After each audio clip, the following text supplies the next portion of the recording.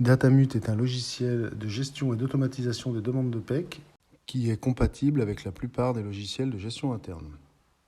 Donc ici, on est sur l'écran de connexion et je me connecte sur l'agence, par exemple, de Lyon 1. Et j'arrive sur le tableau de bord des demandes de PEC en cours pour cette agence. Donc la liste représente l'ensemble des demandes de PEC pour l'agence de Lyon 1.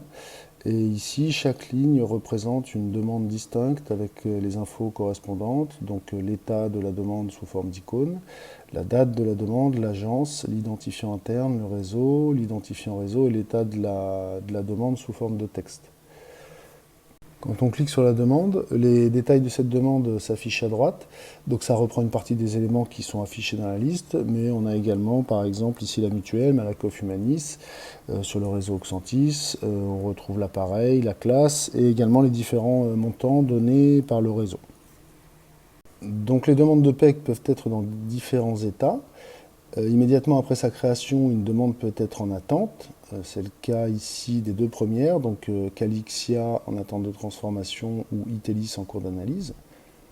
Ensuite, une demande peut être validée, c'est-à-dire que le réseau a validé la demande et on a les différents montants fournis par le réseau qu'on voit apparaître ici dans le détail. Ensuite, lorsqu'une PEC a été validée, on peut la faire basculer dans l'état facturé interne, c'est-à-dire que la facturation a été faite côté labo.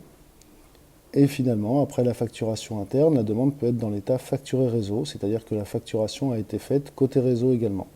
C'est la dernière étape dans le cycle de vie d'une demande.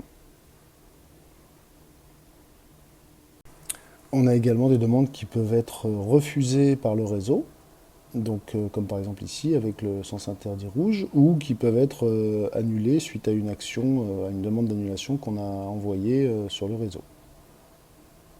Donc pour créer une demande de prise en charge automatique, on clique ici sur Nouvelle demande automatique et on vient remplir les champs nécessaires, donc l'identifiant interne du patient, le réseau, le prescripteur, la classe de l'appareil et l'objet. Et lorsqu'on clique sur Créer demande, la demande se crée automatiquement sur le réseau. Donc elle apparaît dans la liste des demandes de Datamut avec l'icône d'attente parce que la demande est en train de se faire.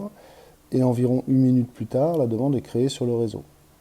Et tous les documents relatifs à cette demande sont remontés automatiquement dans votre logiciel de gestion interne.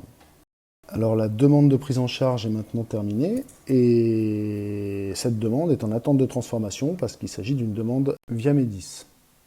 On va donc transformer cette demande en cliquant ici à droite en bas sur l'action Transformer.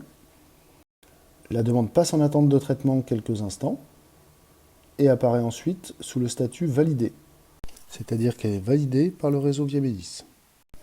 Lorsqu'une demande est validée, on a deux actions possibles.